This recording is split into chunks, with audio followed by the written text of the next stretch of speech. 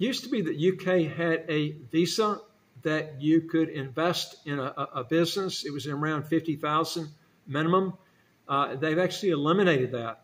Now it's they've got a program. Basically, all you pay for is legal professional fees, and there are some fees that you got to pay to the government.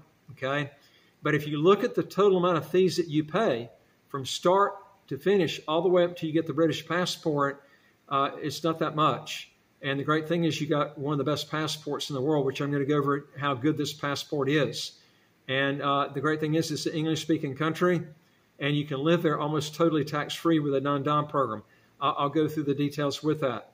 Also, folks, if you want to legally get around high income taxes and how to get a second passport as quick as 4 to 8 months, do 3 things. Hit the subscribe button at the right of your screen right here, and you get new videos automatically as they come out. And number 2 is I would like to hear from you. If you got a question or comment, put it below.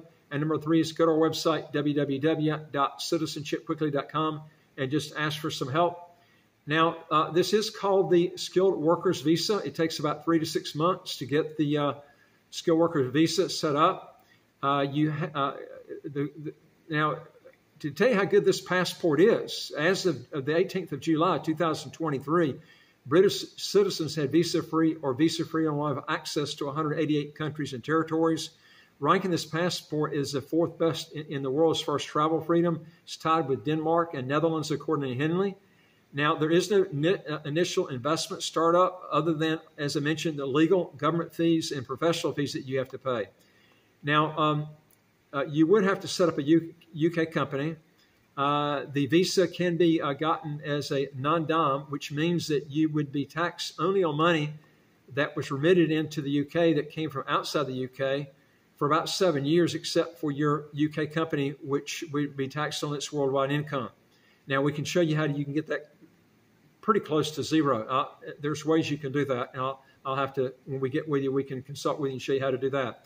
Now, your UK company would be taxed on its worldwide income no matter, even if you were non-dom or not, it wouldn't make any difference on that. But you can shelter your other income because you can actually live off the UK money.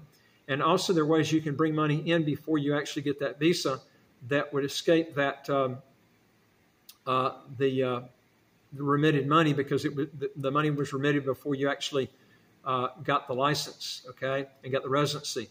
Now, the law firm that we deal with has about 100% success rate on this, and the visa can be set up for either 3 years or 5 years. It's up to you.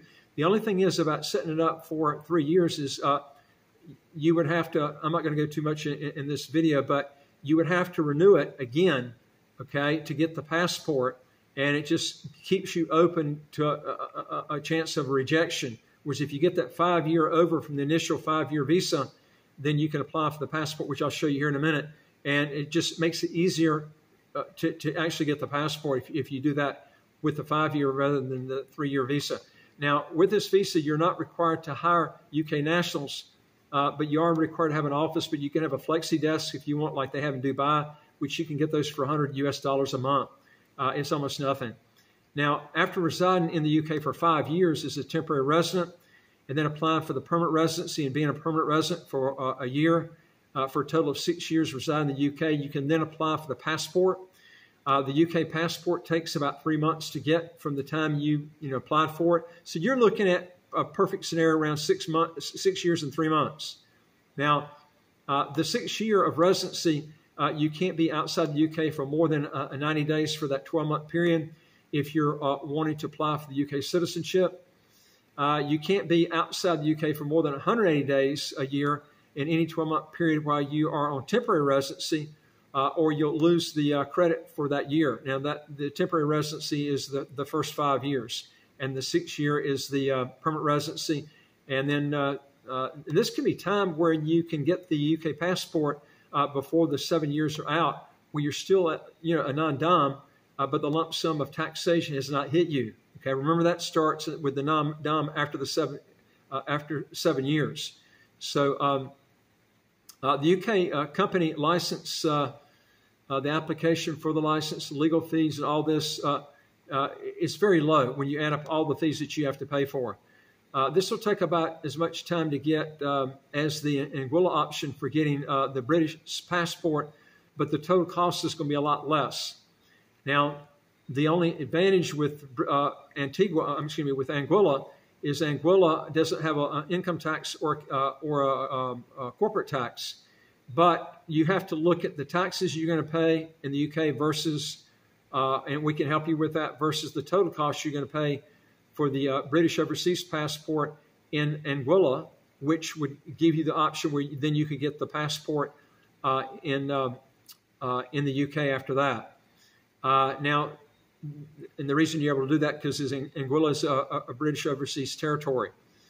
Now, there is an English language cultural test that you have to pass to get the citizenship, but it's not like it's like, who's the Prime Minister of the UK? It's a very simple type thing that you have to do. Now, there is no or I think one of the questions they ask is, what is the name of the person who heads the UK? So, I mean, and there's a study guide for it. It's not a complicated test, but it's English speaking, so you won't have a problem with it.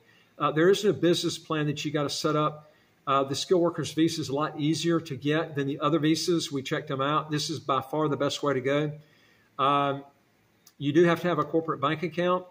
You have to, so in essence, now there is no annual fees that you have to pay for this once you set it up. If you do the 5-year visa. And there are ways that you can legally get your taxes.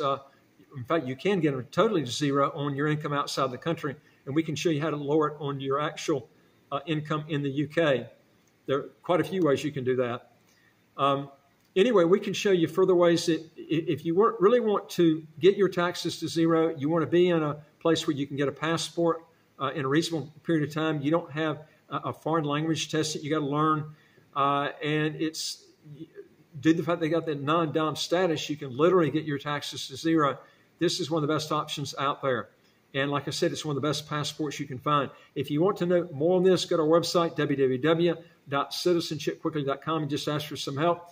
And I would like to hear from you. If you got a question or comment, put it below. And again, don't forget to hit the subscribe button on the right of your screen right here, and you get new videos automatically as they come out. And I look forward to talking to you in the next video. Take care.